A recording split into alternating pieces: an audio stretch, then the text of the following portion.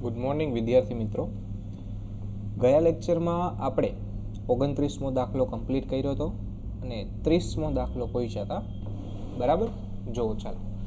તમને 250 ml દ્રાવણ કીધું છે અને એની મોલારિટી આપી દીધી છે. તો તમને એમ કીધું છે દ્રાવણ બનાવવા માટેનો જથ્થો કેટલો જોશે, એટલે કે બેન્ઝોઇક એસિડનું દળ ગોતવાનું કીધું છે. તો આ તો મોલારિટીનો સાદો દાખલો થઈ ગયો. બરાબર, ચાલો મોલારિટીનું સૂત્ર મૂકો જોઈએ તો મોલારિટી બરાબર W2 ગુણ્યા 1000 છેદમાં M2 ગુણ્યા કુલ કદ એટલે V. ચાલો મોલારિટી આપી છે 0.15 બરાબર. W2 કેટલું આપેલું છે એ તો ગોતવાનું છે. પછી 1000 ના 1000 M2 બેન્ઝોઇક એસિડનું આણ્વીય દળ. ચાલો 12 સત્તા 72 72 વત્તા 2 ઓક્સિજન એટલે 32 વત્તા 6 હાઇડ્રોજન. ચાલો 72 વત્તા 32 વત્તા 6 110. બેન્ઝોઇક એસિડનું આણ્વીય દળ 110 અને કદ આપેલું છે 250 ml. બરાબર, ચાલો અહીંયા 4 વધે. હાલ હવે W2 ગોતવાનું છે તો W2 બરાબર 0.15 ગુણ્યા 110 ના છેદમાં 4. ચાલો એટલે 110 ગુણ્યા 0.15 ભાગ્યા 4 એટલે તમારો જવાબ આવશે W2 બરાબર 4.125 ગ્રામ બેન્ઝોઇક એસિડ લેવું પડશે. ચાલો ત્યાર પછી દાખલા નંબર 31 જોવો જોઈએ. Acetic acid, trichloro acidic acid ને ટ્રાયફ્લોરો એસિડિક એસિડના સમાન જથ્થાના ઉપયોગથી પાણીના ઠાર બિંદુ અવનયન ઉપર જણાવેલા ક્રમને અવલોકિત કરો. ચાલો સૌથી પહેલા ત્રણમાંથી સૌથી વધુ એસિડિક કોણ છે? તો ટ્રાયફ્લોરો એસિડિક એસિડ સૌથી વધુ એસિડિક, એનાથી ઓછું ટ્રાયક્લોરો ને એનાથી ઓછું એસિડિક એસિડ. તો ટ્રાયફ્લોરો એસિડિક એસિડ છે એમાં ઠાર બિંદુમાં ઘટાડો સૌથી વધુ આવશે, એનાથી ઓછો ટ્રાયક્લોરોમાં ને એનાથી ઓછો એસિડિક એસિડ. પૂરું. બરાબર, ચાલો ત્યાર પછી 32મો દાખલો નથી ગણવાનો, એ આઈ વાળો દાખલો છે. જો કે ઉપરથી તમારે આઈ ગોતવાનો થશે. અહીંયા પણ વોન્ટ ઓફ આઈ એવું કીધું છે એટલે 33મો દાખલો નથી ગણવાનો. 32 33 જીનિટમાં આવશે. ચાલો ત્યાર પછી 34મો દાખલો જોવો જોઈએ તો તમને 293 કેલ્વિન તાપમાને પાણીનું બાષ્પ દબાણ આપી દીધું છે, P1 નોટ આપી દીધું છે. તો 293 કેલ્વિન તાપમાને જ્યારે 450 ગ્રામ પાણીમાં 25 ગ્રામ ગ્લુકોઝ લીધું હોય તો ત્યારે તેનું બાષ્પ દબાણ કેટલું થાય એવું ગોતવાનું કીધું છે. ચાલો એનું તો સૂત્ર છે તમારી પાસે ડાયરેક્ટ. બરાબર, શું છે સૂત્ર? તો એ છે P1 નોટ માઇનસ P1 ના છેદમાં P1 નોટ બરાબર W2 ના છેદમાં M2 ગુણ્યા M1 ના છેદમાં W2. તમને P1 ગોતવાનું કીધું છે. ચાલો શુદ્ધ પાણીનું બાષ્પ દબાણ આપી દીધું છે 17.535 માઇનસ P1 ના છેદમાં 17.535. બરાબર, ચાલો W2 કેટલું આપેલું છે? ગ્લુકોઝ માટે 25, ગ્લુકોઝનું આણ્વીય દળ 180. ચાલો પાણીનું દળ આણ્વીય 18 અને એ આપેલા છે 450 ગ્રામ. ચાલો જોઈએ આનો હિસાબ કરો તો 25 ગુણ્યા 18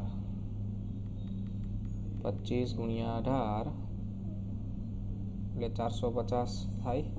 તો 450 કેન્સલ. બરાબર, માટે આ 180 ઉપર જશે અને 17.135 અહીંયા ઉપર આવશે. ચાલો એટલે 17.535 માઇનસ P1 ગુણ્યા 180 બરાબર થશે 17.535 બરાબર. ચાલો હવે 180 ગુણ્યા 17.535 કરો જોઈ એ આવશે 3156.3 માઇનસ 180 P1 180 ને અંદર ગુણાવી દીધા બરાબર 17.535. હાલો હવે 17.535 આ બાજુ આવી જાય 180 આ બાજુ માટે 180 P1 બરાબર 3156.3 માઇનસ 17.535. ચલો માઇનસ 17.535 એટલે આવશે 3138 180 P1 બરાબર 3138.765. હાલો એના ભાગ્યા 180 કરો એટલે તમારો જવાબ આવશે P1 બરાબર 17.4375 mmHg. આ તમારો જવાબ બરાબર. 34માં દાખલાનો જવાબ આવી ગયો. ચાલો ત્યાર પછી દાખલા નંબર 35 જુઓ. અહીંયા તમને બેન્ઝીનમાં મિથેનની મોલાલિટી માટે હેનરીના અચળાંક KH આપી દીધો છે બરાબર. તમને દબાણ આપી દીધું છે તો તમને એવું કીધું છે મિથેનની બેન્ઝીનમાં દ્રાવ્યતા ગણો. તો હેનરીના નિયમથી તમને મોલ અંશ મળે. હેનરીના નિયમથી શું મળે? તો હેનરીના નિયમથી આપણને મોલ અંશ મળશે. ચાલો જોઈએ ગોતી લ્યો જોઈએ પહેલા મોલ અંશ. તો હેનરીના નિયમનું સૂત્ર શું છે 35માં દાખલા માટે? તો P બરાબર KH ગુણ્યા X. ચાલો P કેટલું આપેલું છે 760 બરાબર KH કેટલું આપેલું છે? KH આપેલું છે 427 ગુણ્યા 10⁵ અહીંયા X. ચાલો તો X કેટલું થશે? તો X થશે 760 ભાગ્યા 427 ગુણ્યા 10⁻5. ચાલો કરો જો હિસાબ. તો 760 ભાગ્યા 427 એટલે એનો જવાબ આવશે 1.78. X બરાબર આવશે 1.78 ગુણ્યા 10⁻5. આ તમને મોલ અંશ મળ્યા બરાબર. ગોતવાનું શું કીધું હતું એ જોવું. તો તમને એવું કીધું છે મિથેનની બેન્ઝીનમાં દ્રાવ્યતા ગણો. તો મોલ અંશ એક પ્રકારની દ્રાવ્યતા જ છે. તો આ જ તમારો જવાબ થઈ ગયો બરાબર. ચાલો ત્યાર પછી દાખલા નંબર 36 જોવો જોઈએ. 100 ગ્રામ પ્રવાહી એ એનું મોલર દળ આપ્યું છે 140 ને 1000 ગ્રામ પ્રવાહી બી એનું દળ આપ્યું છે 180 માં ઓગાળવામાં આવ્યું. હાલો પછી કીધું છે શુદ્ધ પ્રવાહી બીનું બાષ્પ દબાણ આપી દીધું છે 500 ટોર અને એનું બાષ્પ દબાણ ગણવાનું કીધું છે. એટલે શુદ્ધ પ્રવાહી એનું ગોતવાનું છે. કાંઈ વાંધો નહીં. બેયનું કુલ દબાણ આપી દીધું છે બરાબર. બેયનું કુલ દબાણ મળી જાય તો એના ઉપરથી પછી તમને પાછું બાષ્પ દબાણ ગોતવાનું કીધું છે દ્રાવણનું. હાલો કરીએ હિસાબ. તો સૌથી પહેલાં બેના મોલ અંશ ગોતી લઈ. ચાલો એટલે સૌથી પહેલાં હું કહું છું W1 આપેલું છે 1000 ગ્રામ. હાલો WB કહી દઉં. AB છે ને 1000 ગ્રામ અને WA આપેલું છે 100 ગ્રામ. હાલો MB આપેલું છે 180 ગ્રામ પ્રતિ મોલ. બરાબર. MA આપેલું છે 140 ગ્રામ પ્રતિ મોલ. હાલો બેના મોલન્સ ગોતી લ્યો એના ઉપરથી. માટે સૌથી પહેલે Na એટલે એના મોલ, તો એના મોલ એટલે 100/140.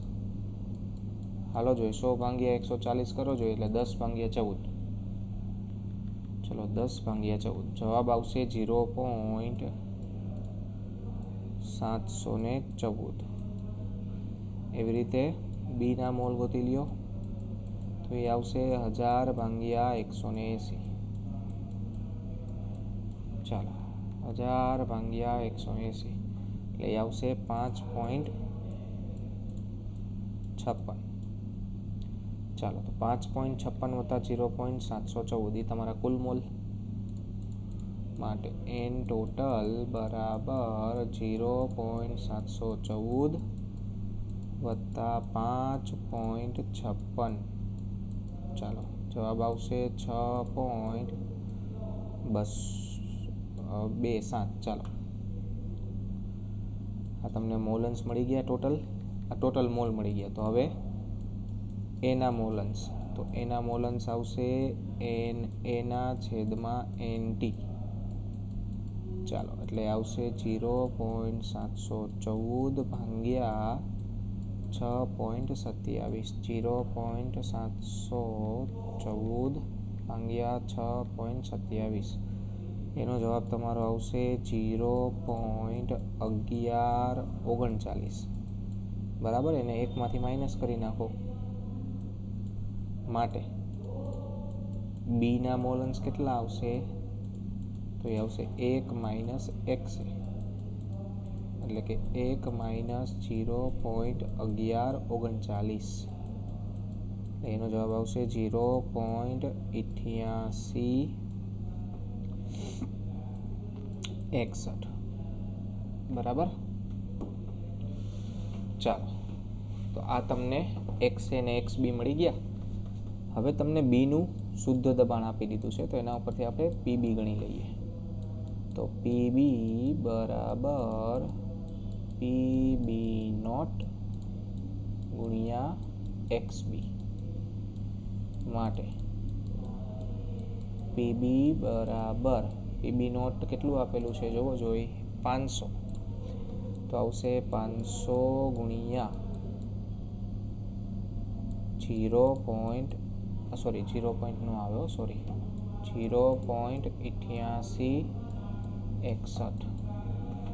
ચલો કરો જો હિસાબ. 500 ગુણ્યા 0.8861 એટલે તમારો જવાબ આવશે 443.05.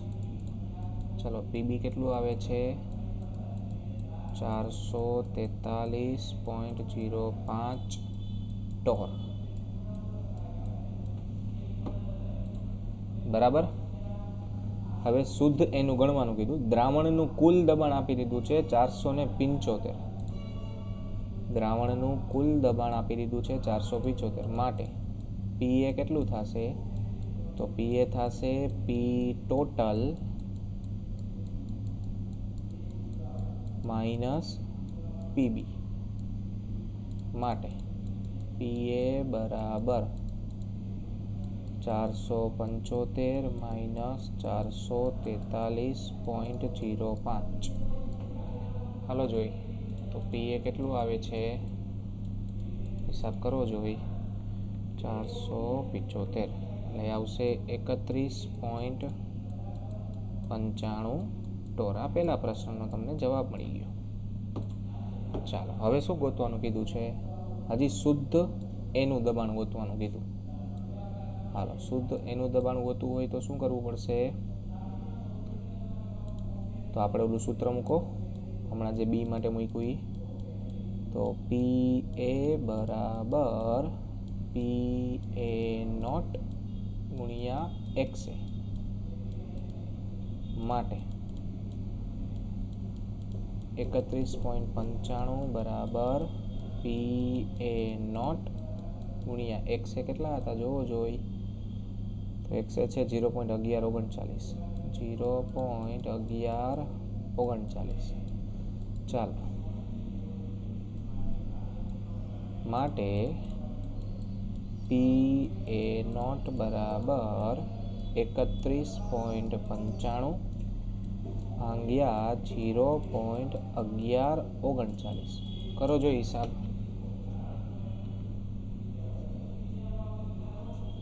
ભાગ્યા 0.1139 એટલે તમારો જવાબ આવશે PA નોટ બરાબર 280.51 ટોર. ચાલો, આ PA નોટ મળી ગયું. જોવો જોઈ. હવે તમને એમ કીધું છે દ્રાવણનું કુલ બાષ્પ દબાણ ગણો. ચાલો, તો આ વસ્તુ તો આપણે ઓલરેડી ગોતી લીધી છે. જોવો જોઈ. સૌથી પહેલાં આપણે શું ગોત્યું હતું? PA. તો આ તમારા છેલ્લા પ્રશ્નનો જવાબ થયો અને આ શુદ્ધ PA થયો. બરાબર, બંને વસ્તુ તમને મળી ગઈ છે ઓલરેડી. ચાલો, તો હવે આપણે આગળ વધીએ. ટેક્સ્ટબુકમાં જોવો જોઈએ દાખલા નંબર 37 ગણવાનો નથી. બરાબર, દાખલા નંબર 38 જોવો જોઈએ. બેન્ઝીન અને ટોલ્યુઇન સંઘટનના સંપૂર્ણ ગાળા દરમિયાન આદર્શ દ્રાવણ બનાવે છે. હાલો, આદર્શ દ્રાવણ બનાવ્યું, ખૂબ સરસ. 300 કેલ્વિન તાપમાને શુદ્ધ બેન્ઝીન અને ટોલ્યુઇનનું બાષ્પ દબાણ આપી દીધું છે. બંનેનું શુદ્ધ બાષ્પ દબાણ આપી દીધું છે. જો 80 ગ્રામ બેન્ઝીન અને 100 ગ્રામ ટોલ્યુઇન મિશ્ર કરવામાં આવે તો બેન્ઝીનની બાષ્પ અવસ્થાના મોલ અંશ ગણો. એની બાષ્પ અવસ્થામાં કેટલા મોલ અંશ હશે એ તમને ગોતવાનું કીધું છે.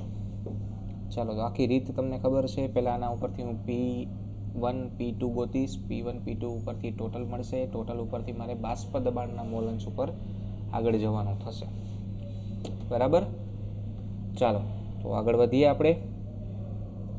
બરાબર, ચાલો તો સૌથી પહેલાં શું કરશું? તો સૌથી પહેલાં આપણે મોલ અંશ ગોતવા પડશે. P1 અને P1 નોટ ગોતવા માટે તો એ ગોતીએ. બરાબર, ચાલો દાખલા નંબર 38. આવલો લેન્થી દાખલો છે, એ કારે ગણ્યું જ જવાનું એ વાળો. ચાલો, સૌથી પહેલાં તમને W1, હાલો દ્રાવક કોણ છે? તો 100 ગ્રામ ટોલ્યુઇન છે, એ દ્રાવક છે. W1 હું કહું છું 100 ગ્રામ. ટોલ્યુઇન માટે 100 ગ્રામ અને બેન્ઝીન માટે આપેલું છે 80 ગ્રામ. બરાબર, હાલો બેન્ઝીનનું આણ્વીય દળ, ટોલ્યુઇનનું ગણો જોઈએ પહેલાં. W1 શું? M1.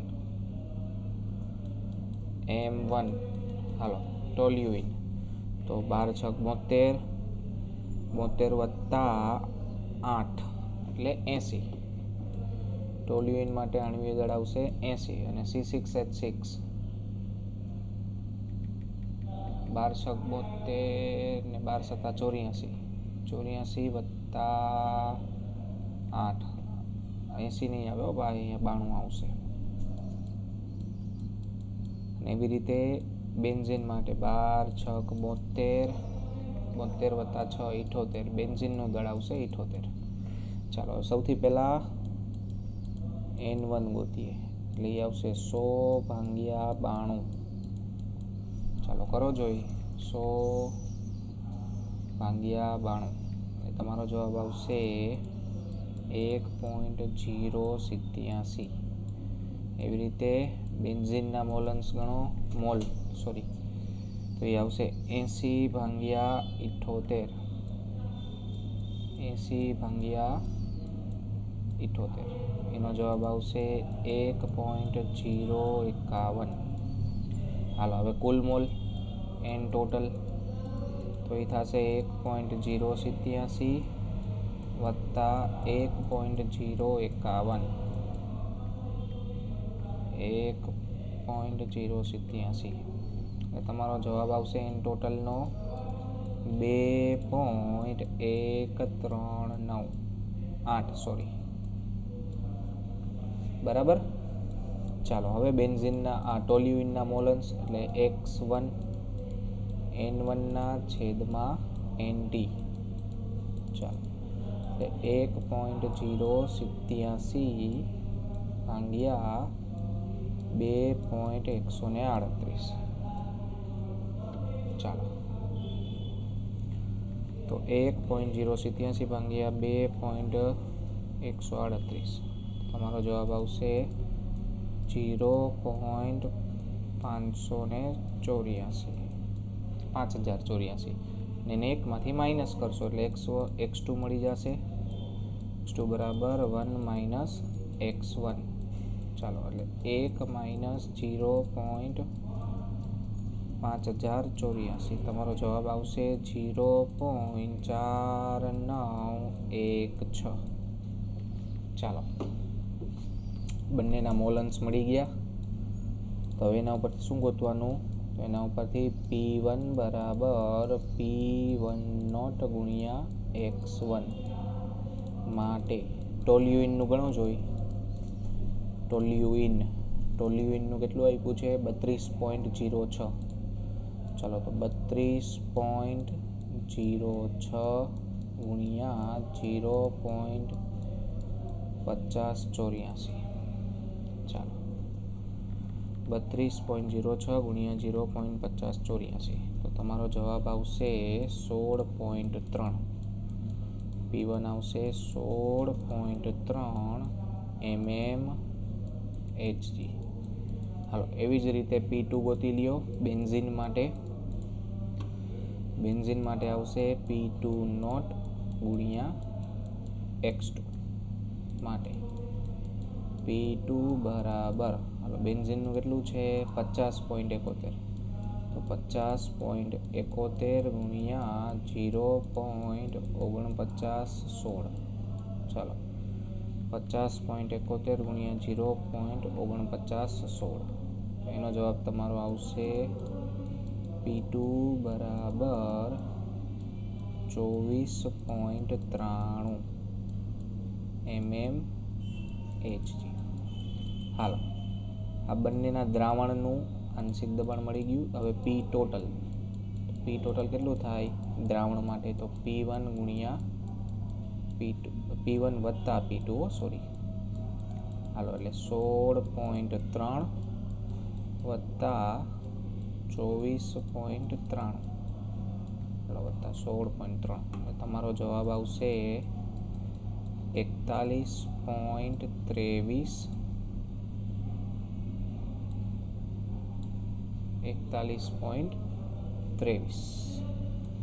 mmHg.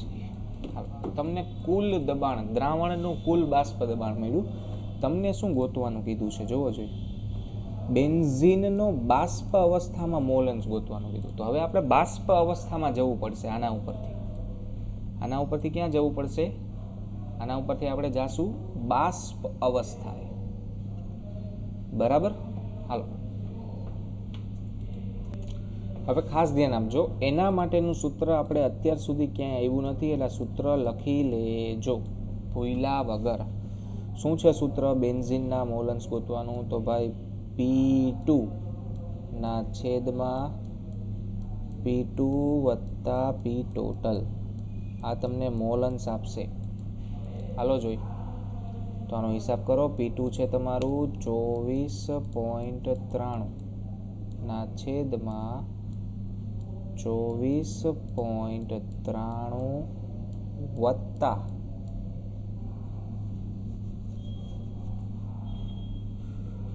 PT નથી હો, સોરી, P1 આવશે. કેટલું છે? 16.3. એટલે કે આ ઓલું સૂત્ર છે ભાઈ, અલગ નથી. સોરી, મારી ભૂલ થઈ ગઈ. કયું સૂત્ર હમણાં કહું તમને. ચાલો જોઈ. તો 24.93 ભાગ્યા 41.23, તમારો જવાબ આવશે 0.6 મોલન્સ. બરાબર? કયું સૂત્ર છે?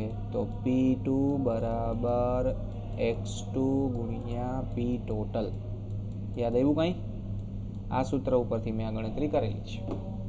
ચાલો, તો અહીંયા તમારો 38મો દાખલો પૂરો થયો.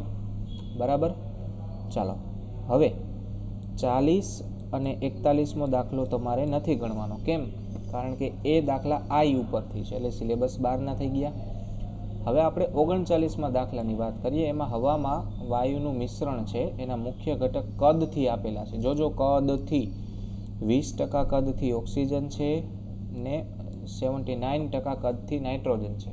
હવે 10 ATM દબાણે પાણી હવા સાથે સંતુલનમાં છે.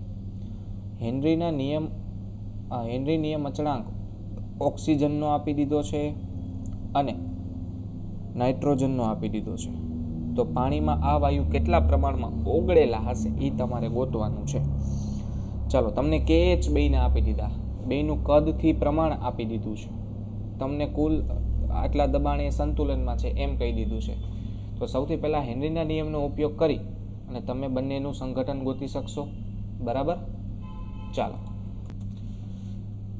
તો હવે સૌથી પહેલાં એક પ્રોબ્લેમ છે. અહીંયા દબાણ ATMમાં છે ને અહીંયા mmHgમાં આપેલું છે. તો આના ગુણ્યા 760 કરવા પડશે. ચાલો, માટે સૌથી પહેલા P ટોટલ બરાબર દાખલા નંબર 39 P ટોટલ બરાબર 10 ગુણ્યા 760 એટલે થઈ જશે 7600 mmHg. હવે તો સૌથી પહેલા આંશિક દબાણ O2 નું ગણી લઈએ. હાલો, કદથી છે, કેટલા કદથી? 20% કદથી છે એટલે છેદમાં 100 મૂકવા પડશે. બરાબર? ગુણ્યા થઈ જશે 7600. હાલો, 2 0 કેન્સલ થઈ ગયા. હિસાબ કરો જો, 76 ગુણ્યા 20 એટલે તમારું O2 નું આંશિક દબાણ આવશે 1520 mmHg. ચાલો, હવે એવી જ રીતે PN2. હાલો, એ છે 79 ના છેદમાં 100 ગુણ્યા 7600. હાલો, તો 76 ગુણ્યા 79 79 એટલે એ આવશે 6004. તો PN2 તમારું આવે છે 6004 mmHg. હવે હેનરીના નિયમનો વપરાશ કરો બે માટે સેપરેટલી. તો સૌથી પહેલાં અહીંયા PO2 બરાબર KH ગુણ્યા XO2 તમારે ગોતવાનું છે. તો XO2 બરાબર PO2 ના છેદમાં KH. હાલો જોઈ, તો 1520 ભાગ્યા KH ની કિંમત ઓક્સિજન માટે છે 3.70 ગુણ્યા 10⁷. હાલો, તો 1520 ભાગ્યા 3.3 એટલે 460.60. તો XO2 કેટલું આવે છે? 4.6 ગુણ્યા 2 ઘાત ઓછી કરી નાખો 10⁻5. આના મોલન્સ આવી ગયા. હવે સેમ વસ્તુ કરો PN2 માટે. તો PN2 બરાબર KH ગુણ્યા XN2. હાલો, XN2 ગોતવાના છે. તો એ કેટલા થશે? તો એ થશે 6004 ભાગ્યા KH ની કિંમત કેટલી આપેલી છે? 6.51 ગુણ્યા 10⁷.